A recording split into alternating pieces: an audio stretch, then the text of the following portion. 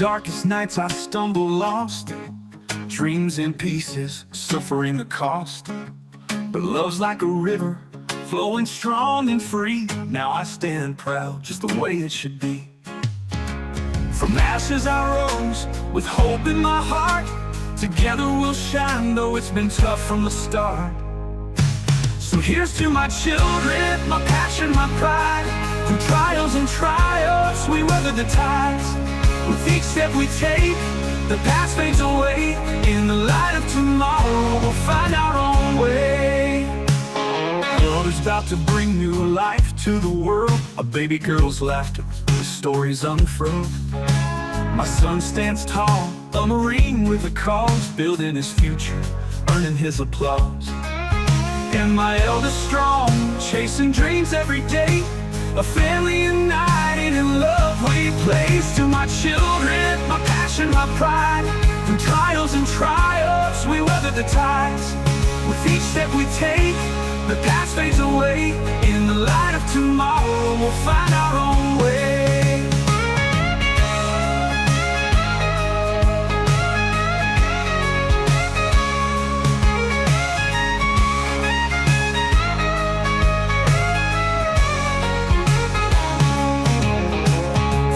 As I rose, with hope in my heart. Together we'll shine, though it's been tough from the start. To my children, my passion, my pride. Through trials and triumphs, we weather the tide. With each step we take, the past fades away. In the light of tomorrow, we'll find our own way. Here's to our journey, we're moving ahead. With love as our compass, we'll follow the thread. With each step we take, the past fades away. In the light of tomorrow, we'll find our own way. We'll find our own way. Here's to our journey, we're moving ahead. With love as our compass, we follow the thread.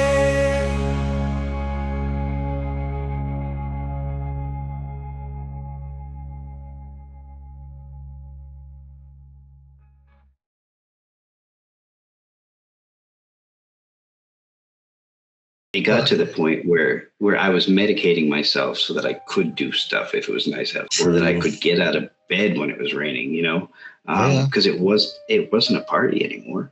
I mean, it stopped being fun long before I ever quit. When it stops working for the maintenance piece, really, that sucks. Well, yeah. And, I finally got to the point, where I was sick and tired of being sick and tired. So you would ask me earlier about the rock bottom. And I don't like the idea of rock bottom, because I don't want people to think that they have to wait till things get blown up for them to get better. You know what I mean? Yep. After like 6 weeks of fighting with my wife, every day, constantly, I accept that something ugly happened. I wasn't able to go home. My daughter bailed me out of jail. She took all of her change to the bank, turned it in so she could come up with the money. Yeah. And then at the time she was 15, almost 16. And, just to point out that she had gone her entire life up to that point without ever seeing a sober version of me. I was high from the time she was an infant. Getting that support from her, and then having, not being able to go home. I was staying at my parents' house. My boys were both living in Massachusetts. They both came up separately. They wanted to know what the hell was going on. For the first time ever, I looked at my son and I said, been using heroin and meth. And things got out of control. I just couldn't lie to them anymore. So being honest with them, of course, changed their feelings towards me. Like I said, my middle son, at that point, he told me, he said, growing up, I always wanted to be like you, but I hope I never end up like you. Wow. And that hurt, I had a heart-to-heart with my daughter after that. I decided that they needed to have a responsible parent, eventually, even though my boys were, almost graduating high school or already graduating. My daughter was 16. It still wasn't too late to turn it around. When I decided to get better, I put it out on Facebook. I'd been lying to everybody and that I was a heroin addict. And at that point, I couldn't take it back. Accountability, baby. Yeah, and once you put it out there, it's out there. So I had a bunch of friends counting hours with me. And I was going to just stay home and be sick for days and do this, right?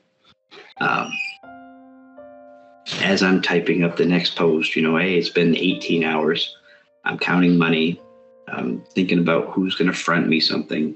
Because even though I'm doing this online, I'm still thinking, how am I going to get high? So I did end up using eventually. But the next day I said, I need to do this the right way. I called somebody who knew that if I went to my hospital, that they would do something for me. So again, thinking I would fake it again, I put it out there. If I could only get to the hospital. Well, a friend that I hadn't seen in about 18 years showed up at the door and said, I'll give you a ride. And my daughter hopped in and she came to the hospital with me. And every day my daughter came back and sat with me at the hospital. It was just that show of support, that I didn't know I had, that I had always hoped I had, but didn't think I, it just made me feel good and showed me that I was doing the right thing. And that if I do the right thing, that support will come. It's awesome. So I always say that, anything that happens in life, it's either a blessing or a lesson, and that lesson, as long as we learn that lesson, it's a blessing in disguise, And if you don't learn the lesson, history is going to repeat itself because life will keep trying to teach you the lesson that you need to learn until you get it. That's something too that I make sure I try to point out. It doesn't just happen because we said, all right, I'm going to sober up. I'm going to get clean. I'm going to do the right thing. I'm not going to do this anymore. Chances are you're going to do it again. Continue saying that I don't want to do this anymore. Keep learning how not to do it and then keep practicing it, because eventually, we learn that instead of doing this every time that happens, we can do this instead. I know today that I don't have to get high. I don't have to drink, to get drunk. I don't have to do those things to get through this moment. Exactly. There's other things I can do. Teaching substance use prevention classes today, that's just such a blessing to me too, because the difference between prevention and recovery or treatment or any of that is I'm speaking to people before they make that decision. I'm going and talking to kids in elementary school, middle school, high school, who may be headed that direction, but haven't made that choice yet. And I can give them the tools that they need today so that when they get there, they see that there's other choices, other options. They don't have to do this because they can do something else instead, I'm sure not everyone's going to listen to the things I say. I see that in class. Kids in school today are nothing like when I was in school. There's a couple that listen. And, I just pray that somebody is going to be in a position to make the right decision when that time comes. It's beautiful, man. It's cool, getting them when they're young and trying to influence them and teach them some stuff that maybe they're not learning at home. I know I didn't learn any of the things that I found out through recovery that worked so well for me until I was, 36 years old and later. So it's like, it would have been maybe a very different life if I had people teaching me those kinds of concepts or coping mechanisms. Or here at the Way Out podcast, we think that regular routines are essential for a meaningful and sustainable recovery. So what does your daily recovery routine consist of? It's definitely a routine, but it still looks different every day. It's usually 6:30 in the morning, even on the weekends. I don't sleep in like I used to. On occasion, my alarm doesn't go off, but for the most part, it's 6:30. I get up, have my cup of coffee, and then I make my bed. I jump on and I answer messages from people who have reached out. I go through and I read some of the daily devotionals. I'm not a big meeting goer today, but the lessons I've learned in those meetings, they stick with me, and I can still learn something from reading something. So I'll go through a lot of it's online, but I'll go through those daily devotionals and read them, and then I'll have to get something out. I want to give it away. If I've read it and I got something from it, I want somebody else to read it too. So, a lot of it is digital, but I go through all that stuff, and then I prepare for work, and my work day is really, it's so like rewarding. You know what I mean? Just preparing and learning the information that I'm going to present to the kids, or going to actually get to present it to kids. It's really something special, but that's all part of it. And when I get home, I try to relax for a little bit, because we do get burned out. When we get burned out, it doesn't look good, and can end pretty badly. So I make sure I relax a little bit. So I take some evenings to myself, but then I stay up late, talking to other people and doing the recovery thing for others, because everything I do on the side is all on my time, and I don't mind taking it, and sometimes it keeps me up late. Yep. Next question. What is a book or a piece of literature that has had the biggest impact on you in your recovery? I'll be honest with you, I'm not a huge reader, but when I went to rehab, I was a sponge. I read every book I could find in that place. And literally, when I left, there was no book that I hadn't read. So the 12 and 12, Bill and Bob's, all those things, the AA, NA, it didn't matter to me. I wanted to know what this disease was about and how I could have. So I wouldn't say there's a specific one, but reading all of them. I needed to soak up that information, because I couldn't accept at the time that there was something I didn't understand going on with me, and I needed to know. So not that I knew everything when I read it, but I at least knew concepts. And so when I was going through stuff, I was able to figure it out. Even though I recover loud, I don't go through messes loud.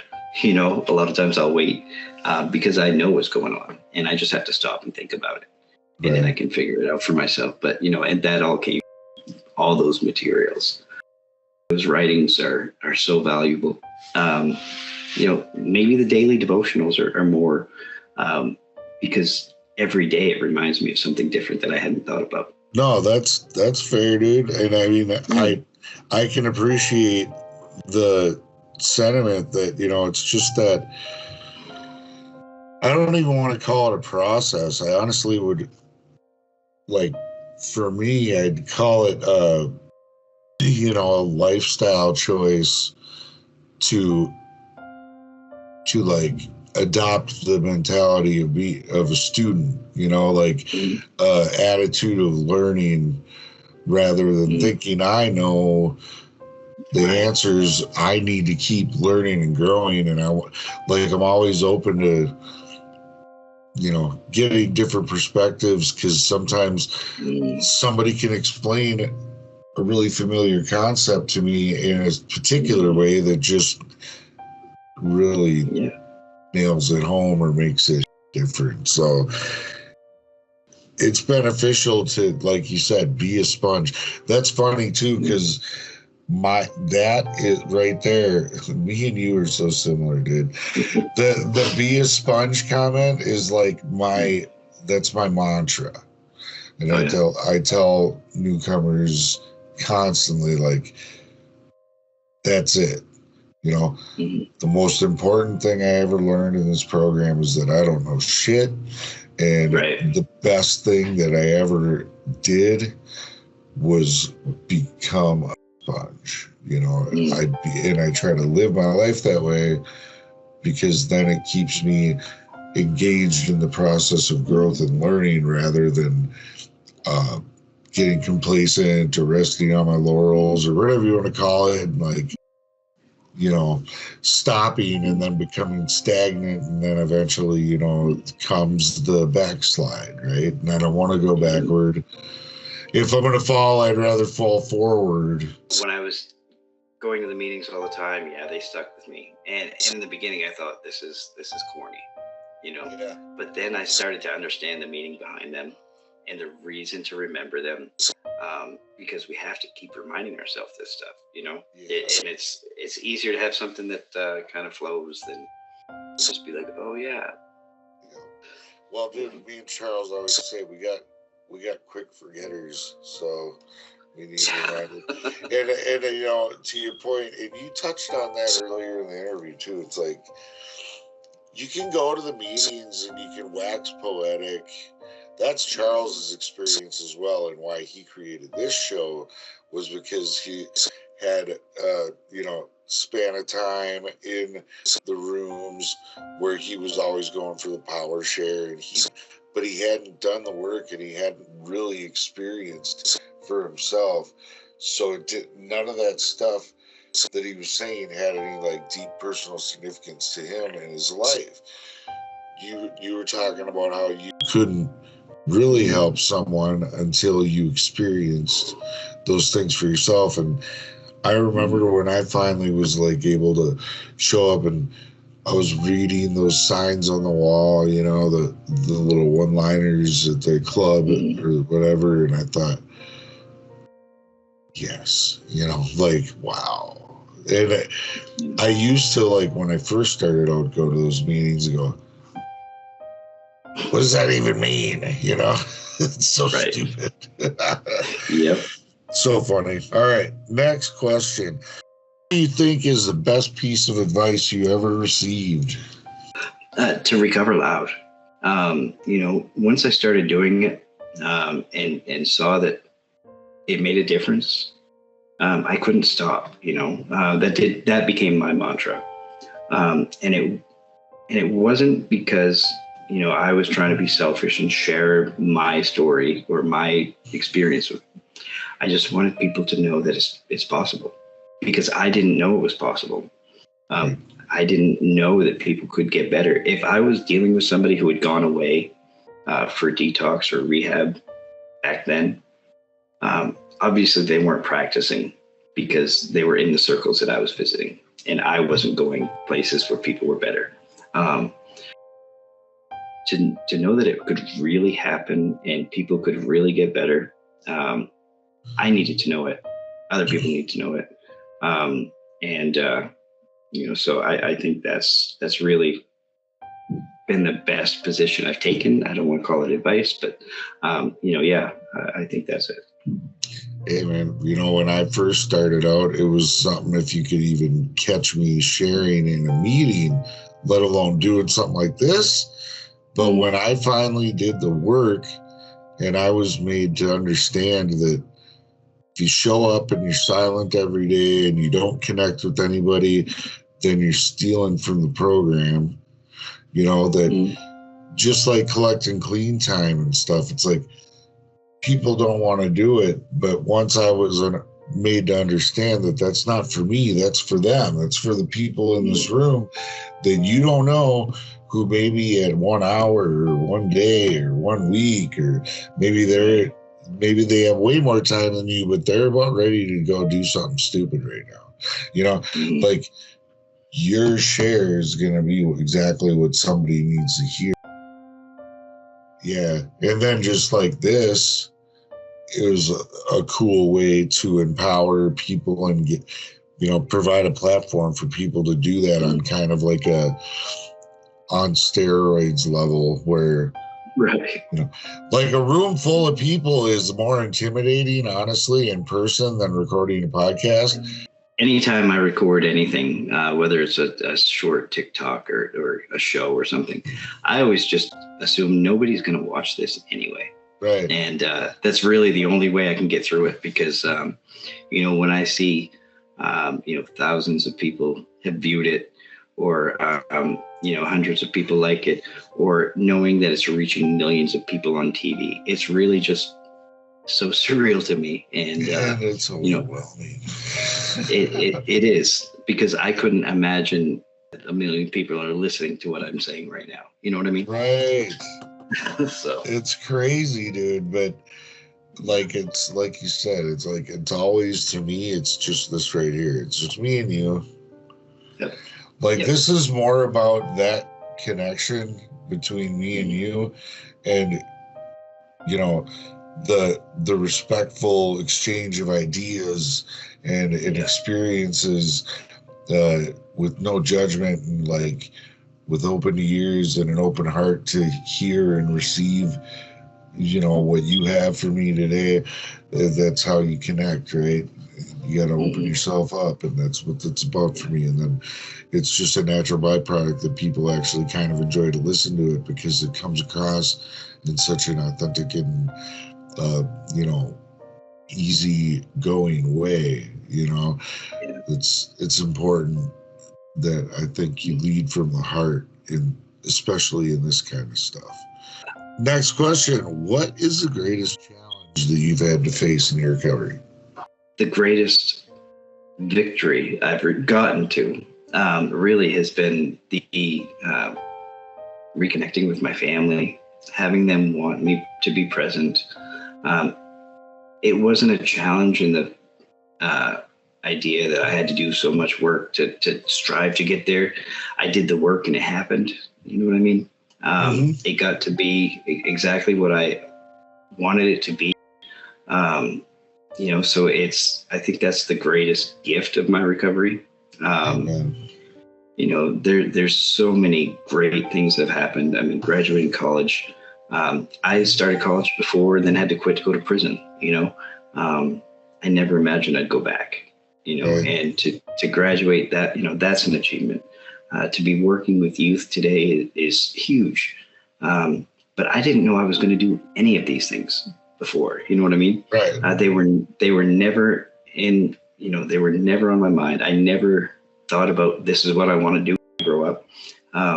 You know, I've been growing in my recovery, and this is where I am. You know, Yep. I'm doing things today that I never could have even thought about working towards. You know, Well, it's like I said earlier, you know, everything else just works itself out organically. And it's funny too, because the next question was, you know, what do you think is your greatest success in recovery? And you literally, that right there is a testament to the work that you've done. That you would take the question, what's the greatest challenge you've had to face?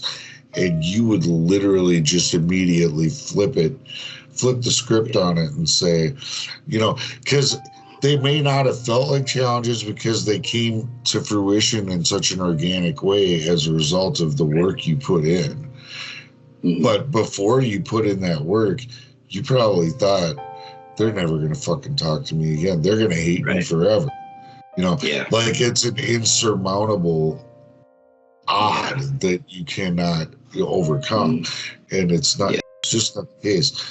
You know, it's like these things have a way of naturally, you know, changing on their own because you're exuding the light of recovery and what that does. You know what I mean? So good for you, man.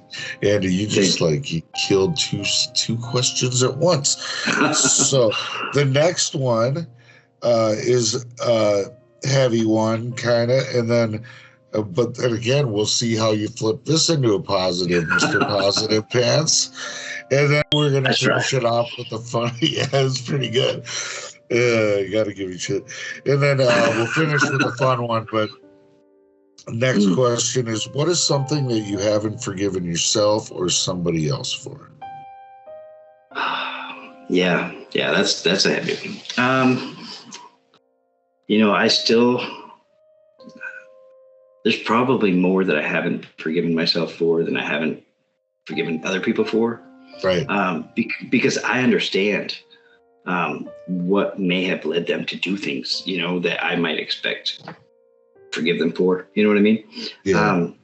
But I literally just wrote an article for a It's a parent newsletter that we send out to all the schools and parents of the students, talking about building healthy relationships.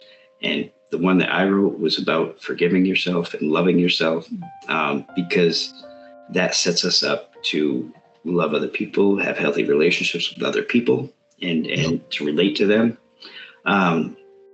But, I honestly can't think of anything specific that I haven't forgiven myself for, other than, and it's not even lost time or wasted time, because it was time and experience that we gained from it. So there's just, I wish that I had been better for my kids when they were younger, so that they don't have to struggle the way they do today. Because, I'm not 100% healed. My kids, even though their families recover together, right? So as I get better, so can my kids. But, there's still things today that they're going to suffer with because of what they went through growing up. Generational trauma. I wish I hadn't passed that down, but the only thing I can do about it today is to be better, keep working at being better, doing the right things today, or trying to do the right things today, knowing that I'm not going to be perfect every time. My daughter's good for saying, well, I'm this way because this, and, I see that and I accept that. I just hope that you can get better, even though I caused it, so that you don't back down, and just putting out those messages. So, if I had to find something that I still need to work on, that would be it, forgiving myself for what I've already done and I can't change. Amen. Yeah. And it is so true. It's like, we gotta learn to take responsibility for what we do next, because the past is done. It's done. Can't be changed. Right. And if I'm going to live it with one foot in the past, I'm just going to keep letting it affect today, Yeah. And it's easy to move forward doing the right things, but understanding that what we've done in the past has affected other people, and that's really what it comes down to. But, I can accept responsibility. Absolutely. 100%. I hope to take responsibility for showing a better way. Hell yeah, man. I love it. Last but certainly not least, what is a song that symbolizes recovery to you? So I think I'd mentioned to you before that, in this life of recovery, I've been able to meet some recording artists. And one in particular is the Real Young Swag. He's from Southern Maine. At one time, he was homeless, flipping drugs on the streets. And today he lives in a house in Western Maine with his wife, and he's happy. One song that he released was called The Beginning. The beginning, it says, this is the beginning of everything I want to do. That song represents every morning I wake up, because every morning I wake up, it's a new beginning. I don't have to do what I did yesterday. I can do something totally different today. I can start the next chapter every time I wake up. Stay blessed for the week ahead, and remember to take care of yourselves and each other. And recover loud. And recover loud. Recover.